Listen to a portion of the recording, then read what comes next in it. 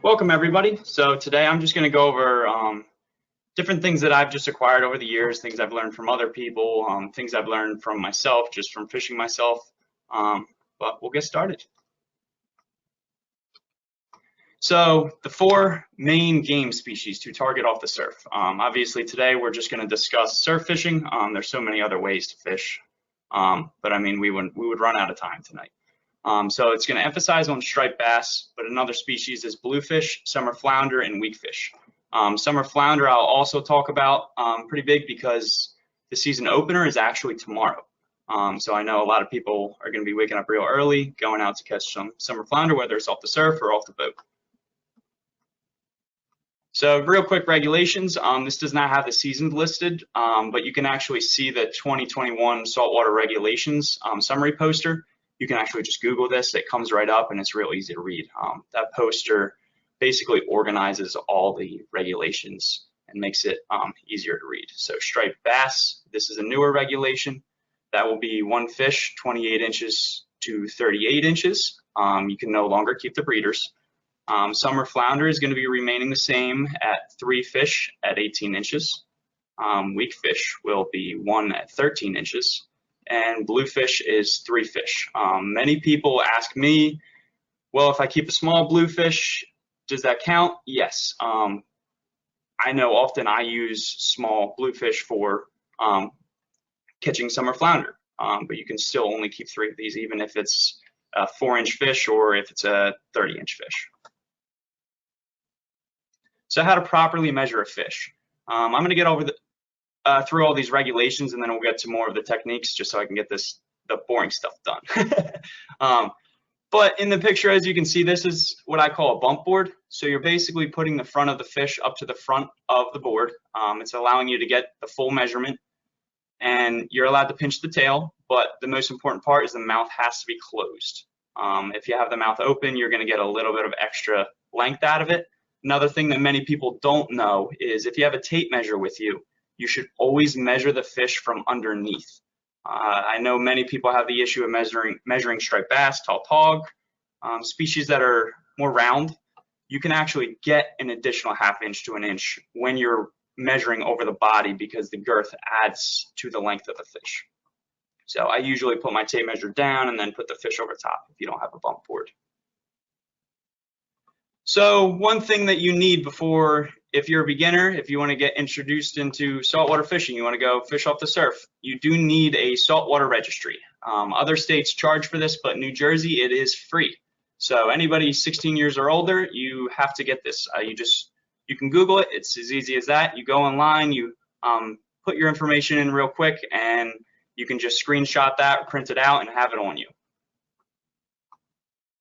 So another thing that I want to cover before we get into more of the techniques is many people don't realize there's actually many sharks along our coasts. They're not dangerous. It's okay to swim still. But these sharks are primarily prohibited species that you're actually going to catch off the surf. There's many people that like targeting these, but you need to know it is not allowed to target prohibited species of sharks. If you'd like to know more information, you can look at this sheet online, and it'll show you how to actually identify these prohibited species. So if you accidentally were to catch one ever, you're not allowed to take it out of the water. You have to release it immediately. So I suggest maybe investing in a good pair of bolt cutters or something if you somehow stumble upon catching one, but you cannot target them.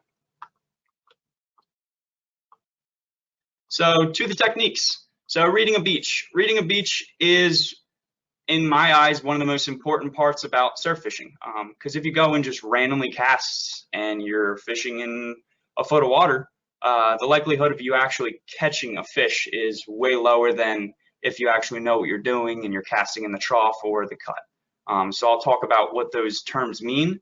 The trough is basically where the current is cutting out along the coast, which is inside of the sandbar. So obviously, like if you're swimming in the summer, where you're walking through the deeper water to get to the sandbar, that deeper water before you get to the sandbar is the trough.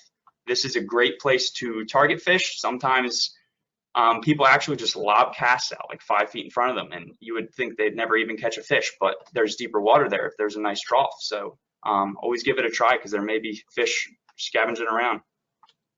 But to get through and add the cut. So there's the trough, the sandbar, and then there's the cut, because the current is actually running along the shoreline and it needs to get out past the bar. So in order for this water to get out past the bar, it's going to actually cut through the sandbar. So this is where you're actually going to have a rip current. This is where it's not really safe to swim because you could get swept out. But this is a great place for fish to hang out. They're primarily, the predator species are going to be hanging out at the outside of the cut, further east. So they're basically waiting for bait fish that are getting a little disoriented, getting caught in this current. And then obviously if you're targeting striped bass, they're just going to be sitting there waiting for a real easy snack. So Island Beach State Park. We'll talk about regulations one more time. That's the only place you actually have, other than the Delaware Bay and tributaries, where you actually can keep a shorter summer flounder. So you can actually keep 2 fish, and this is at 16 inches. So if you're actually going to Island Beach and you'd like to target summer flounder, which tomorrow you're welcome to do this, it's actually a fantastic place, and use the knowledge that I taught you. Look for those cuts and those troughs, and you'll find the flounder right in front of you. You can keep 2, but you have to maintain your receipt to prove that you were in Island Beach State Park, and you have to transport those fish immediately home. So summer flounder, we'll talk about how they feed. If you see this photo, if you're looking on an iPhone, if you're looking on a computer, I don't know if you'll even be able to make out the flounder. But this is because they're actually capable of changing their color slightly. So they can change the pigment to whether it's a darker bottom or if it's a sandy, real light bottom. So in this photo, obviously, this summer flounder is blending in with their sandy background. So if you usually catch a summer flounder on the beach, it's funny, you'll actually see they're usually a lighter color, to where if you catch a summer flounder on a boat in the back bay where it's a muddy bottom, they might be darker. So this surprises many people because you can actually catch these fish right in that trough, which is only a couple feet from the edge of the bank, and you could be swimming with summer flounder and you wouldn't even know it. So we'll go over a little bit how to catch them as well. So common lures and baits to use for summer flounder.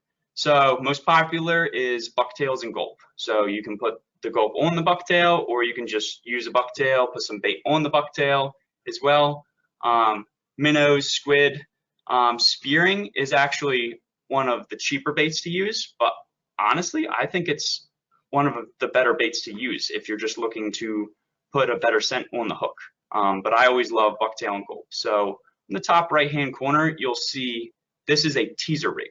So there's many ways of making a teaser rig. You can actually make the teaser above the main bucktail. The bucktail is acting as the weight, keeping it on the bottom. You can keep it anywhere from 6 inches to 10 inches above. Some people do even higher above the bucktail. I prefer doing like 6 inches to 8 inches above, and then I actually do a trailing teaser. The trailing teaser, in my eyes, kind of makes it look more like a wounded bait fish that's behind the school. And the bucktail is kind of acting like other fish in front of it. So that smaller gulp grub, whether you're putting that on the back teaser hook, that's usually an easy target for fish if you're having a teaser, because it's not bouncing as much. It's just kind of drifting in the current as you're reeling along the bottom. So as I mentioned, I always like targeting the lip in the trough. If you ever see kids swimming in the summer to where they're actually jumping off the sandbar into that deeper water, there's like a real nice shelf. Sometimes it could be like a 2-foot shelf or 3-foot shelf. That little lip, I like trying to cast on. You don't need to cast super far. Obviously, you want to try to work different water, so sometimes you want to cast far. But you can actually just use a smaller rod and just work that lip and just walk down the beach. So one of the biggest things with summer flounder is, since I said they're camouflage, they're just hanging out on the bottom and waiting for other bait fish to come above them, and then they're just going to feed. So you need to cover ground. So most people do this by fishing off a boat and drifting. So if you're on the surf, you just need to keep casting and just covering ground, because if the fish aren't there, they just may not be there. So distinction between lures and bait. So I'm not going to even touch into all the specific lures because, I mean, you can spend $30 on custom plugs. You can just get a cheap bucktail. You can just use simple metal Ava jigs. There's so many different assortments, and I'll go over later how to match the hatch and how to use what when there's certain bait fish around. But bunker is a common bait to use. Eels is a common bait to use for striped bass. But the actual true distinction between bait and lures is if it was once living. So a bunker was once living, a eel is living if you're using it live. So this brings us into the new circle hook regulations. You need to know the distinction between bait and a lure, because when you're targeting striped bass, you actually now need to use an inline circle hook. So if you're using bunker chunks off the beach, you have to use an inline circle hook now. Some people don't agree with this, or they don't like fishing with circle hooks, but personally, I have fished circle hooks my entire life. I actually prefer them because if you miss that bite and you pull and there's no fish there, with a circle hook, you can just leave it there and kind of let the fish hook itself. So with that said, when you're surf fishing, I like using usually a slower action rod that's not as super sensitive, so you're not jerking the bunker head or bunker chunk out of the fish's mouth immediately. So you're basically, when you feel the bite, you're just going to slowly reel in. When you feel the pressure, that's when you really want to just start reeling. You don't need to jerk the rod up real hard because you're actually going to pull the bait straight out of the fish's mouth.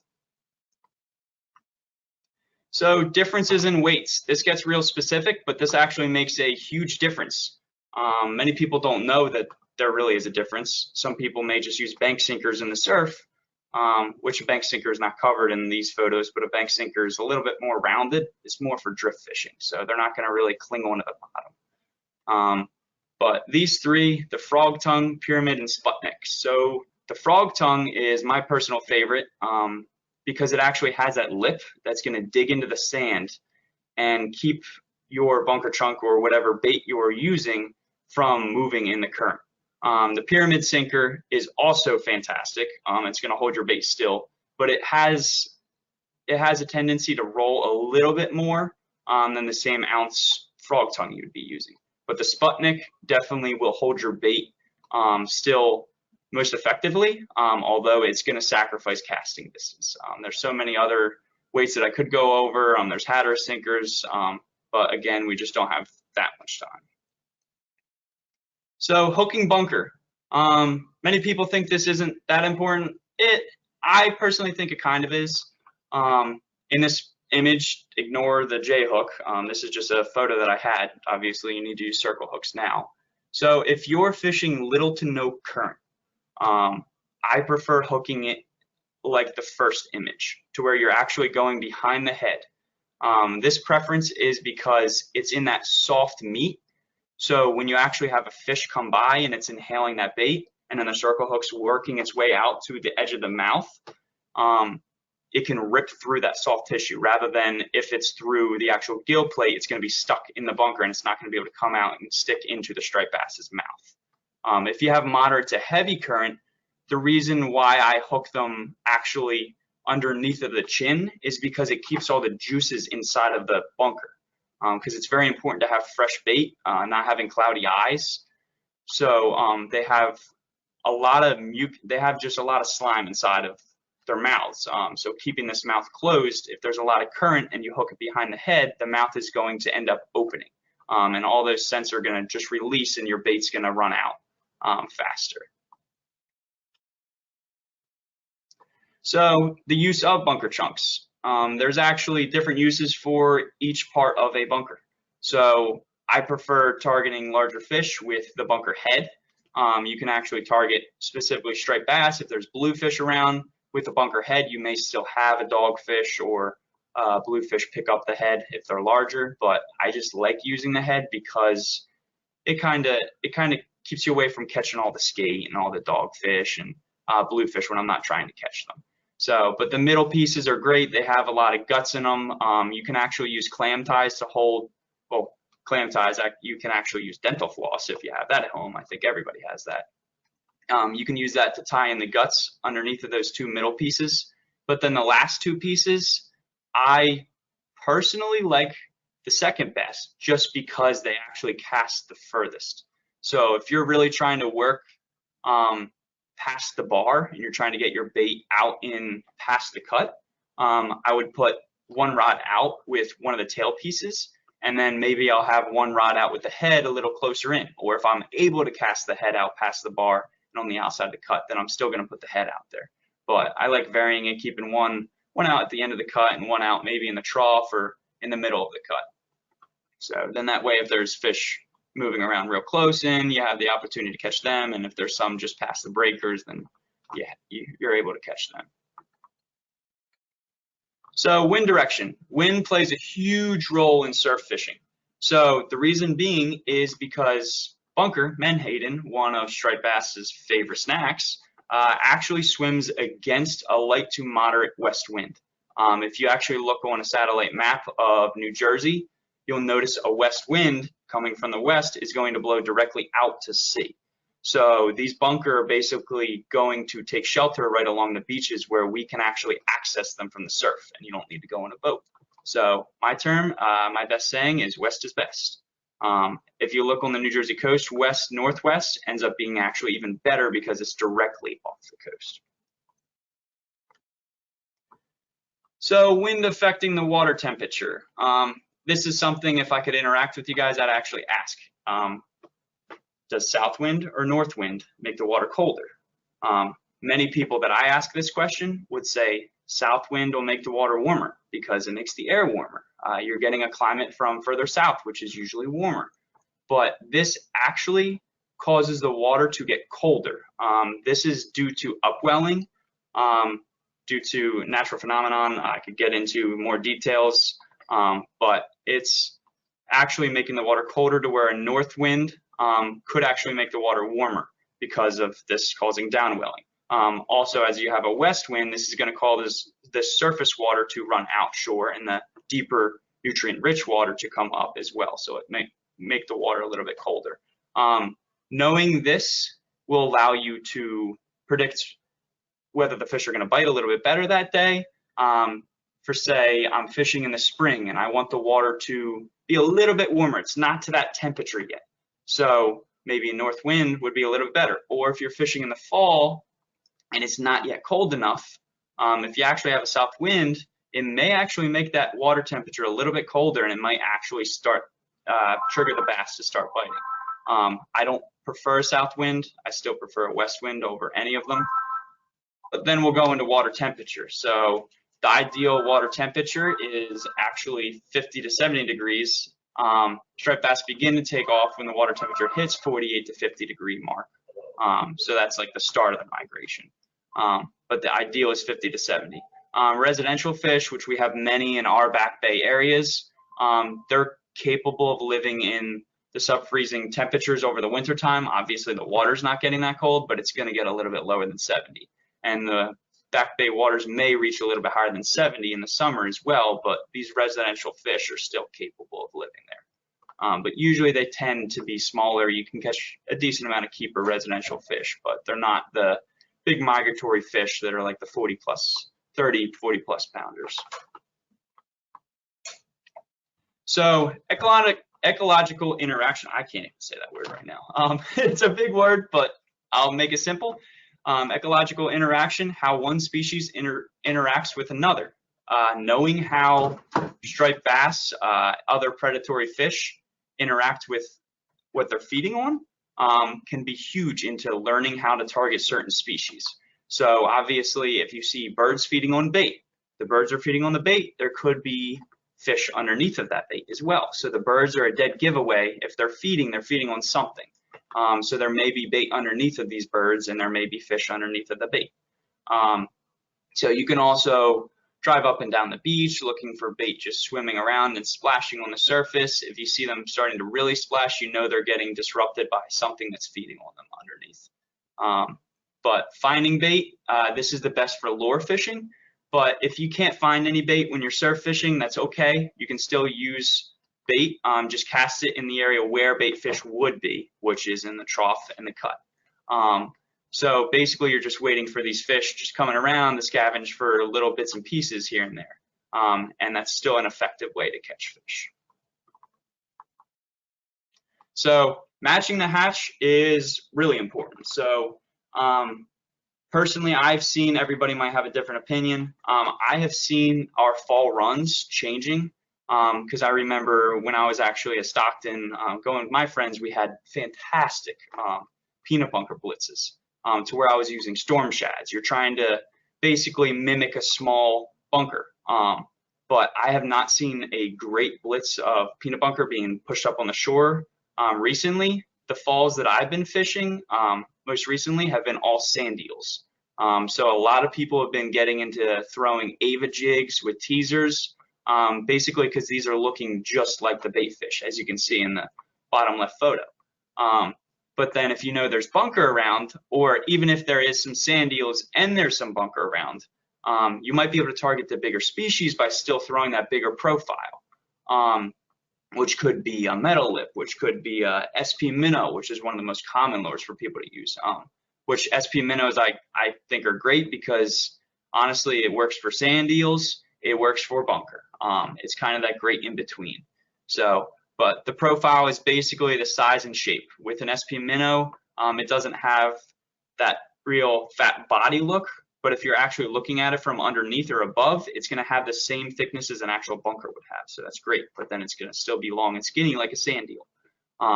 The color, many people think that when you fish at night, you would want to fish a brighter color. But the fact is, you actually, the darker the night, the darker the color you want to throw.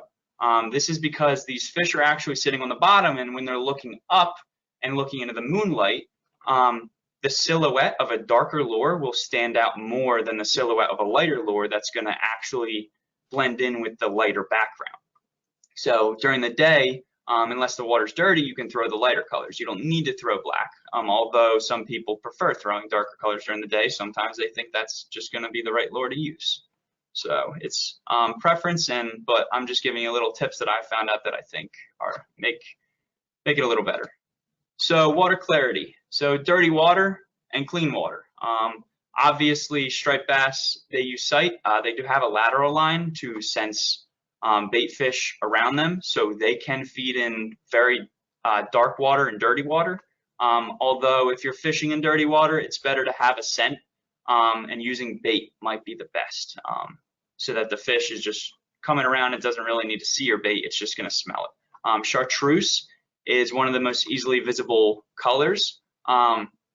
This is actually because the fish are seeing different UV lights in this chartreuse. It's the easiest for them to see. But clean water, I like just using basic white, but there's so many other colors you could use. If there's bunker around, you can use yellow. Yellow actually matches bunker the best with the way that the fish see it. But I could always go over that more in detail if anybody has questions later. So bass versus bluefish. Right now there's a fantastic run of both bass and bluefish. But I know recently I've had issues with getting into a lot of bluefish and not finding bass in them. So I've actually seen schools of fish moving along the beach, and I've actually seen them cresting the waves and a bunch of bluefish, and then there's that random one striped bass in that school. So it becomes super frustrating because I'm trying to target that striped bass and I don't want to catch bluefish. So striped bass, you need to know they're opportunistic feeders.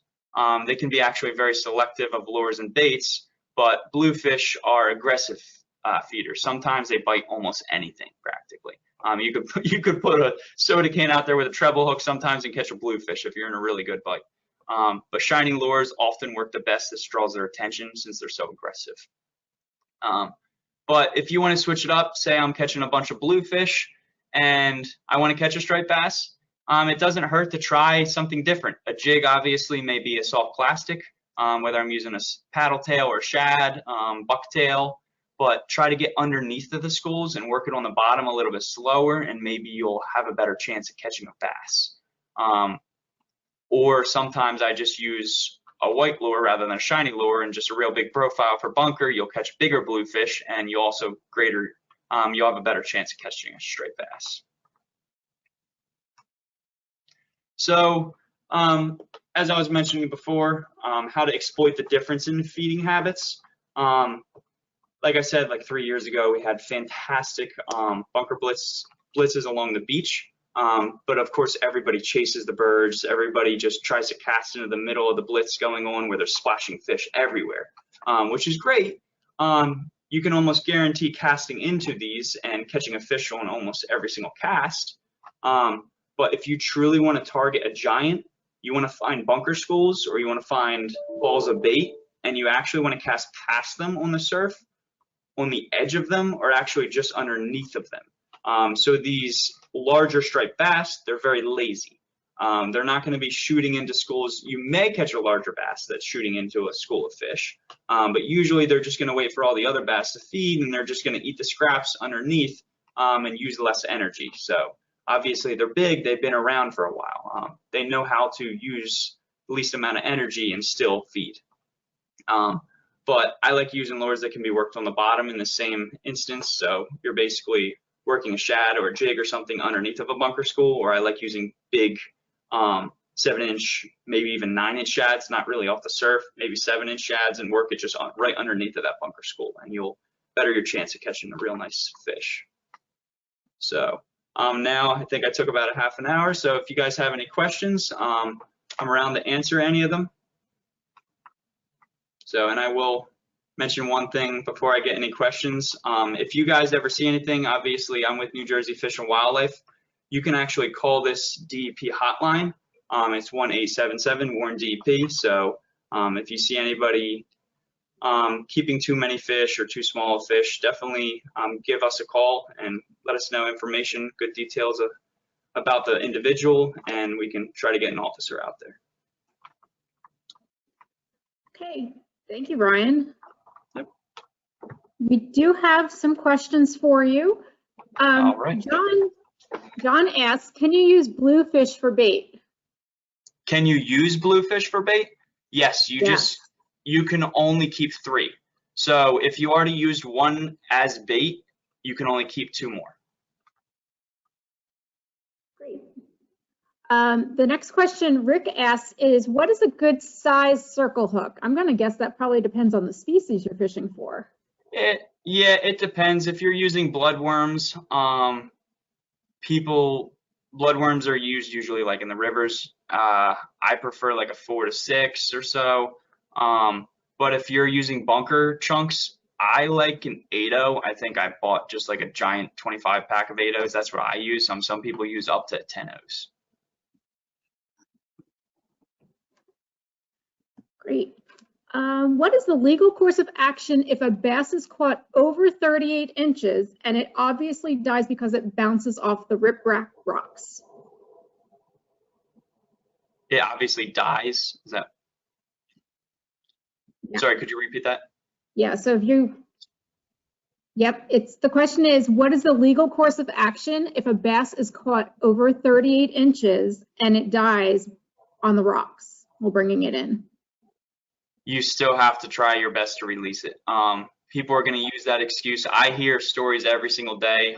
Well, the fish wasn't going to make it. You still have to try your best to revive it. The best way is to hold the tail, put it in the water, and try to get water through the mouth and through the gills. So I usually run it around in a circle. You can put your thumb in the lips and just keep dragging it through the water and really try to get water through it. So you'd be surprised, fish can really come back from a lot. Okay. Is this inline circle hook regulation true only in New Jersey, or does it vary by states? That we have to be honest, I have to look into that more right now to see what other states are actually doing. But as of right now, I know New Jersey, we do need circle hooks, inline circle hooks. Great. So regarding bunker, Katrina asks, can I use the bunker that's in the surf, not the super dead ones that are washed on the beach, but the ones that are swimming oddly or easier to catch? Or is it better to just purchase bunker from a shop?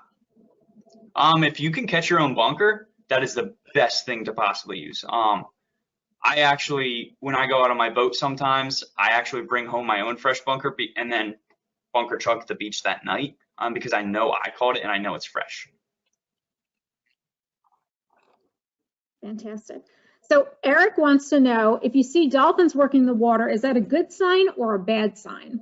So there's actually different locations to where this may be a good or bad thing. I'm not going to spot burn areas, but there's a spot down south that dolphins actually sometimes chase bass into shallower waters where I'm fishing. And you'll actually have a bite turn on when there's dolphins further out. Obviously, when they're really close to you, they are going to scare the fish away. So if I usually see a pot of dolphins come in, I know that the bite's kind of going to slow down for a little bit, unless I'm in those areas to where they're kind of scaring the fish in towards me. Great. So Paul wants to know, do different birds indicate different bait? I guess, yeah, they could. So early spring, a lot of fishermen, well, a lot of locals that go on the beach will take videos of all the gannets diving. There's a amazing migration of thousands. I mean, I don't even know how many thousands, probably millions of gannets that are diving. They're usually diving on herring. This is actually just before the striped bass move in. So, I mean, I personally think if you see any birds really diving, there's a good chance there's bait, but usually I see gannets diving on larger bait to where the other smaller birds are they could be diving on sand eels or something like that. Okay.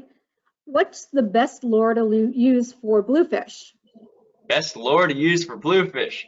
I don't think there's any set one lure, but as I said, I like using shiny. So if you're using an SP minnow, I like using the simple like silver side with a black back. If you want to get distance off the surf, I just love throwing either a 1 to 2 ounce Castmaster spoon. Okay. So Dan wants to know, what kind of pole or fishing rod are you using? So for bunker chunking, I use a 12-foot rod. That's what, I don't know if he wants to know the specific make. I just acquired this rod when I used to work at Bass Pro. This is just a cheaper bunker chunking. I don't think you really need a very expensive gear, but I like it because it's a little bit softer tip. I can kind of just leave it in the rod holder. I'll actually turn the drag down a little bit to where the fish can run with it once it picks up the bait. And then that softer tip keeps the bait staying in the mouth rather than you just ripping it out. To where if I'm plugging, I love St. Croix and stuff like that that are a little bit stiffer. That way I can really feel a bite. And when I'm using a lure, obviously I'm allowed to use a J hook then I can really lay into the fish and set the hook. But I think most of my rods are like 9 to 10 feet when I'm plugging off the beach. Great, thank you. Bill wants to know, does bait work better than lures? So I mean, if you're looking just to honestly, I guess it's your opinion. If you're looking to have a good time and just relax, there's nothing wrong with using bait. As I said, dirty water, bait will work better than lures.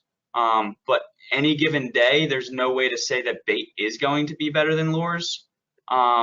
If you have bait fish around and you see very aggressive fish feeding on that bait, usually lures are better to use because those fish aren't really just scavenging for food. They're actually aggressively going after moving targets.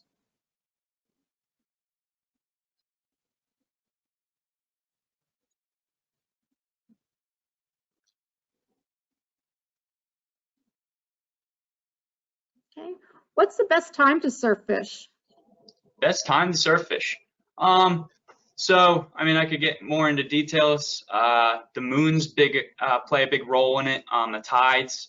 So, I mean, if you really want to hit or home run and fish the best possible day, I like fishing the switch of the tide on a full or new moon. You're going to get more tidal movement because when you have a new or full moon, you're getting a higher and lower tide. So you're at that switch of the current, you're really getting a difference between mid-tide to where that current's really ripping. And I guess time.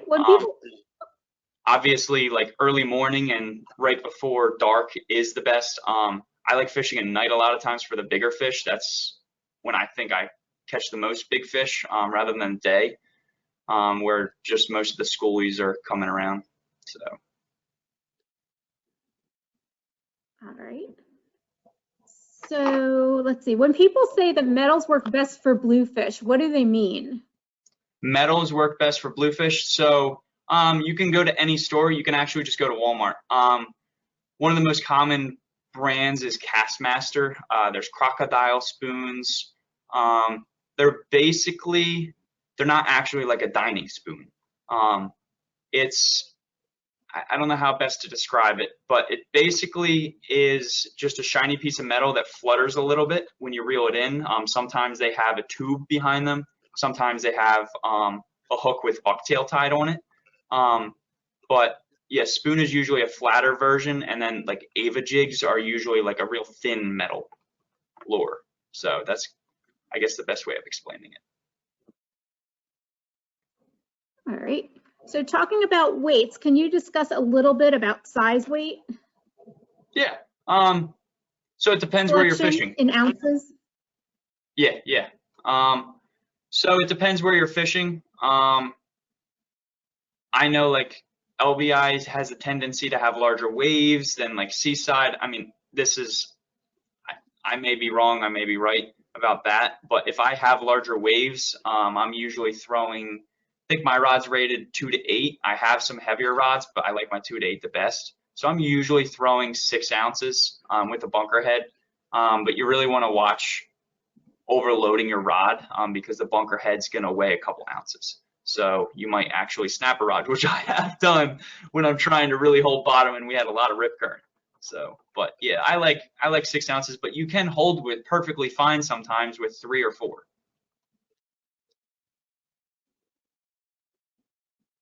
Great. How large or heavy of a jig head would you use with a soft bait when trying to stay on the bottom?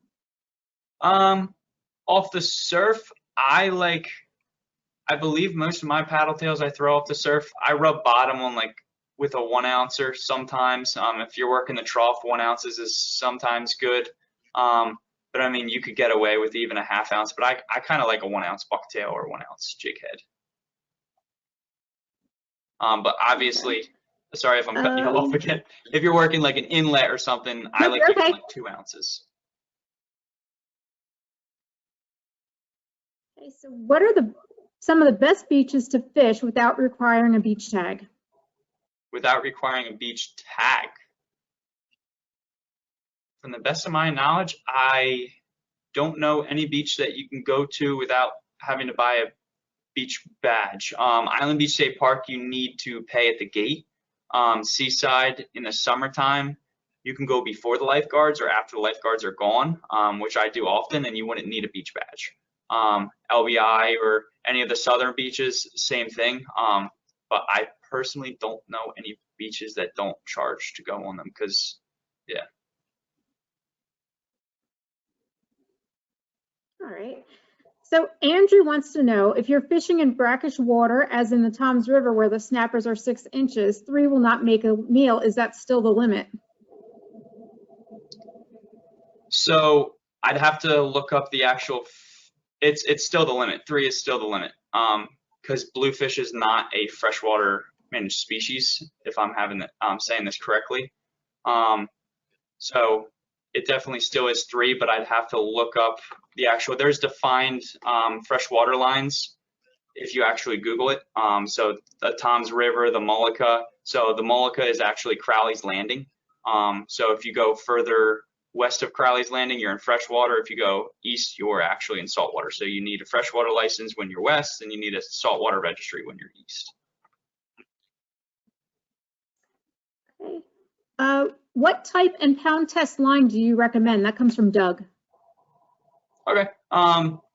When I'm chunking, bunker chunk rod, and again, this is all opinion. There may be other fishermen out there that prefer something else. I have 40-pound test on my bunker chunking rod, just because I'm throwing a little bit heavier weight, and then my plugging rod, I use 30-pound braid. Great. If you have a bonus tag, can you keep a 26-inch bass in Island Beach State Park from Carmine? As long as your bonus tag is up to date, you're allowed to, yes. Do you have any advice on jetty fishing from Bob? Jetty fishing. You'll probably see me there. But I like jetties. One of the reasons why is because you're capable of fishing deeper water. So you're going to get bigger fish that are moving through the channel. But jetties aren't always the best. When the fish are migrating, sometimes they're going to be off the beach more so. But the fish that are moving in and out of the bay, the jetty's the best place to catch them because it's a choke point.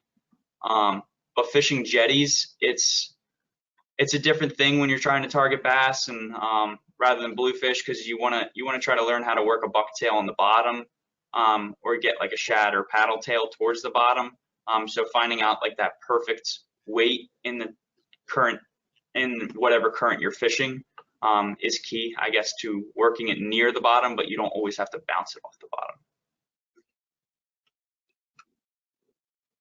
Great. Carlos wants to know, how do you find a hole off the surf to fish on the beach? So the best way, I wish I had a video to show you guys. So I'll walk up to the beach and I'll look for breaking waves. So where these waves are usually breaking is where it's becoming shallower. So if you see a gap in between the breaking waves to where they're kind of just forming and they're not actually making white caps, this is usually where the rip current is and where the trough is. So that's where the hole is, where it's going to actually be, the current's going to be flowing out. And then the trough is usually inside of the sandbar, which again, sometimes you'll see the waves breaking on the sandbar, and then all of a sudden they'll stop breaking and then they'll just form back into regular waves before they actually crash on the front of the surf. Great, thank you. William wants to know, is using a sand spike and letting bait just soak an effective method? If you're using a sand spike and just letting bait soak, it is an effective method. You just have to stay near the rod. So you could lose a fish if you just let the fish hook itself, but with circle hooks, you can almost just let it sit there, but you still do need to put some pressure on the fish if you have your drag set really low. So just keep an eye on the rod. And one of the most important things is if you're leaving it in the sand stake, I actually had a friend do this, do not tighten the drag all the way, because if you have a big fish, it's just going to take it right out of the sand spike and drag it into the ocean, and you're going to lose your rod. Great. So Fred wants to know, do we need to replace treble hooks on lures with inline circle hooks? Not on lures. You're allowed to put bait on the back of a lure if you're working it as a lure, so you're casting and reeling it. But you only need that inline circle hook on bait.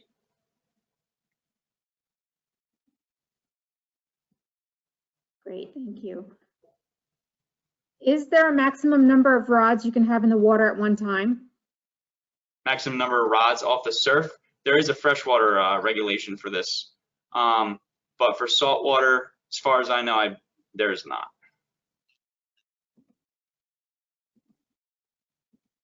Great. Let's see. Are there species to target during the summer months? Yeah, summer is one of the best times to fish. Like I said, tomorrow, summer flounder is opening. So what I discussed earlier with using bucktail and gulp, you can fish all summer long until the season's over, and you can just fish these troughs and these cuts, just working the bucktail along the bottom, or if you just feel like casting out some squid and achille or spearing, you can just leave that in those areas and hope you come along a summer flounder. But if you're looking to just take kids out, I mean, you can fish all summer long and catch dogfish, skate, and they're still fun fish to reel in for the family. So, and most commonly people use bunker for that. Great. Brad wants to know, what's the best way to dehook a gut hooked fluke? Cut the leader as close to the hook? So it is, if you're not trained, don't try this, but the way that I actually properly do it is you reach, you don't touch the red gill plates, but you actually reach underneath of the gill outside of the red plates. And if you can get the eye of the hook and turn it down to where you can push the barb out, that's the best way to get it. Because I don't think I've ever really had a flounder to where I like truly had to cut the line out. But if you're not capable of doing this, then yes, the best way is just to cut the line and release it. Great. Let's see. We can use live bunker, that's correct, right? Yes. You just have to, if you're using live bunker, snag and drop is no longer allowed. So you're not allowed to snag it with a treble hook and then drop it. You have to, if you're catching them, you can snag a bunker, but you have to put it on a circle hook if you're using it for bait. So, and if you accidentally catch a striped bass with a J hook, you have to release it. Great. Speaking of J hooks, Nick wants to know if he can use J hooks, offset J hooks for bluefish. Yeah, the regulation is just for striped bass. So bluefish are fine. Okay. Does the tide matter when fishing off the beach? Does the tide matter? Yeah. Yep. I'll be honest, I still have not become the expert of that. It depends on the spot you're fishing. There's some spots that are that don't have much water that I prefer fishing the top of the tide. There's other spots that I prefer fishing the bottom of the tide, and I like wading out on the sandbar and casting past the breakers. But if you're planning on fishing closer in and not really wading out and casting past the breakers, you want to fish a higher tide. So then that way you can get more water in the trough in the cut. Great. So Cheryl wants to know if you have any recommended ways to fish for weak fish. The unicorn. That's what many people say. So weak fish, that's info that there's ways, but they're definitely starting to show up more and more. But I mean, I guess the one thing that I'll throw out, pink zoom is a good thing to use. But other than that, you kind of really got to know where they are. They're a harder fish to catch. There's definitely not as many weak fish around as any of the other species.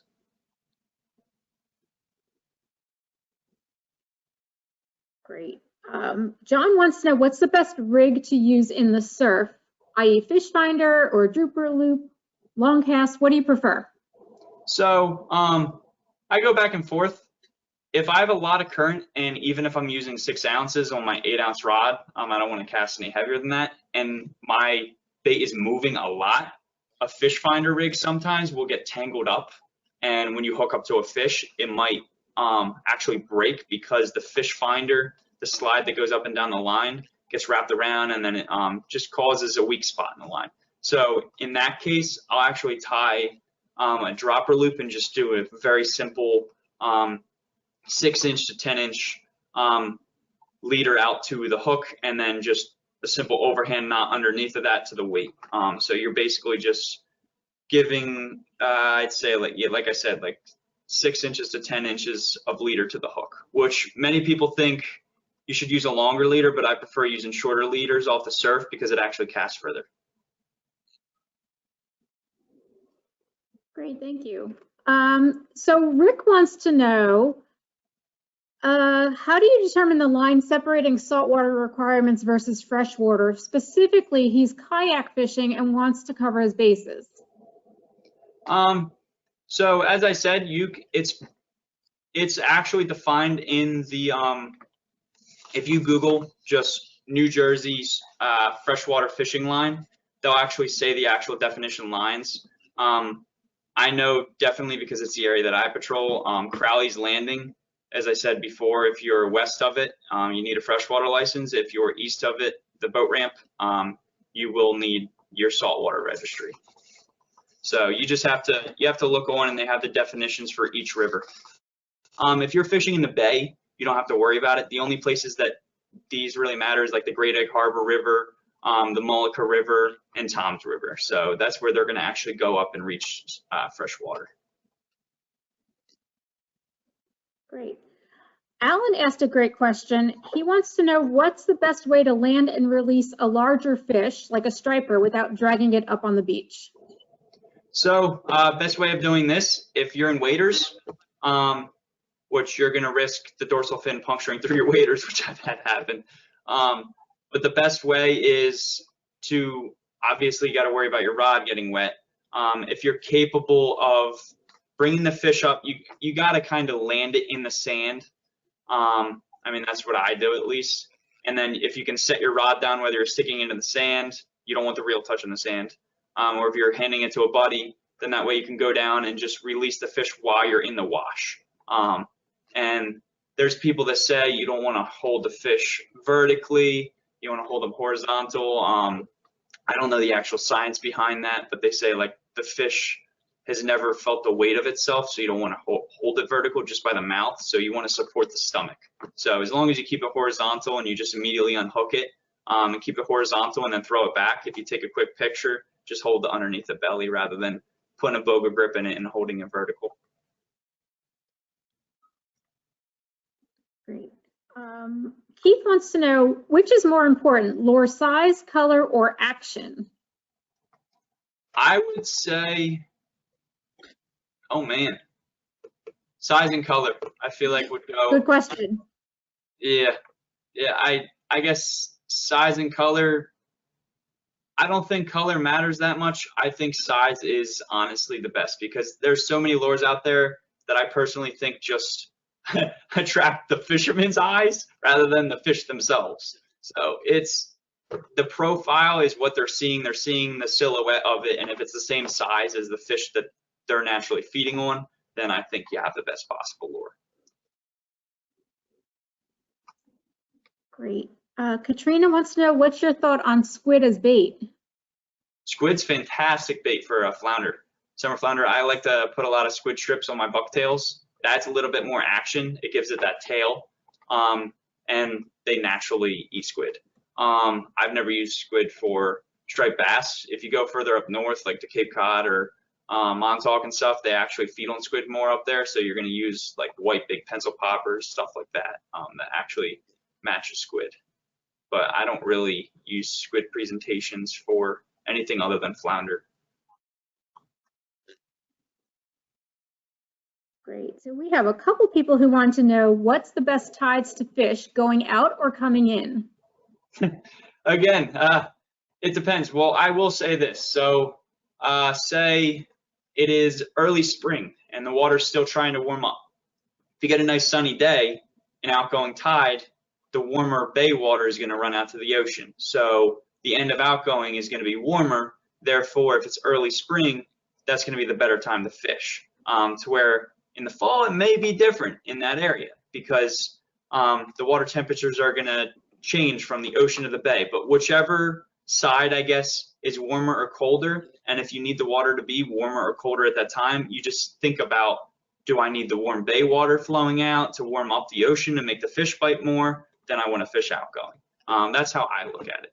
But I like fishing the switch of the tides majority of the time. But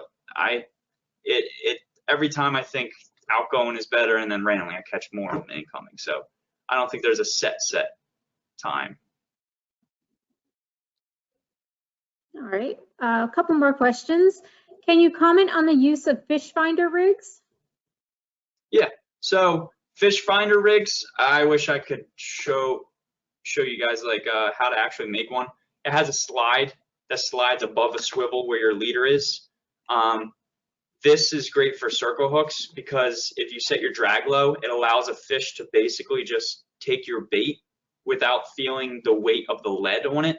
So it just allows the fish to kind of run with it, and then your line slides through the fish finder, and you can just let the fish run for a little bit if you have a whole bunker on a circle hook, so then it can inhale it. If you're live lining off a boat, I mean, this isn't surf fishing, but on a boat, I definitely use a fish finder rig because then I can let that fish run and actually inhale a full bunker.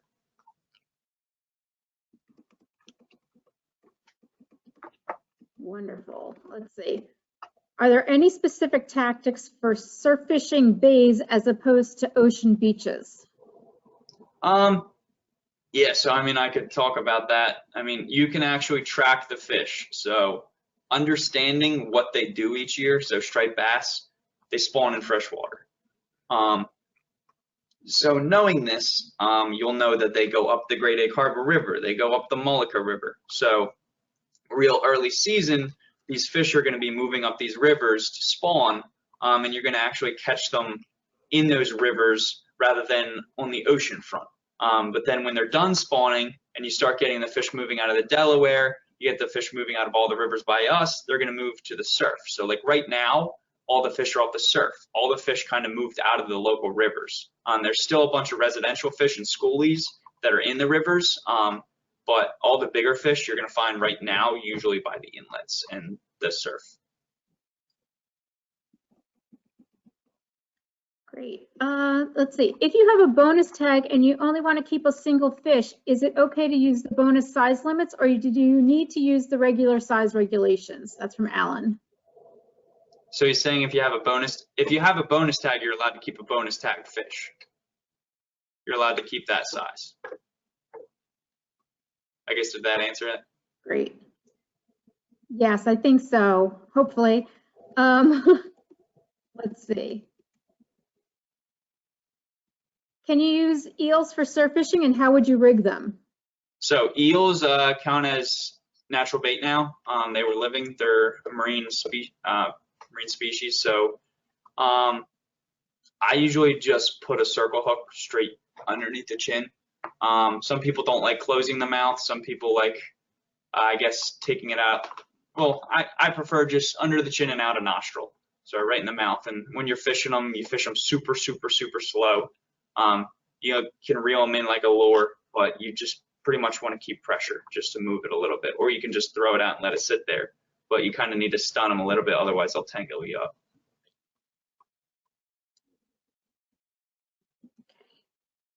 Let's see, we have time for one more, so let me find a good one for you. Let's see. Ooh.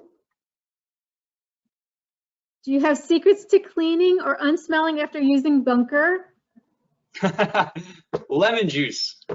If you ever need to get scent off, I was actually taught this by somebody else, but I use lemon juice. It gets the scent off the best, I think. All right, I think that's all the time we have for questions for today. Ryan, thank you so much. This was great. Yep. Hope you guys enjoyed.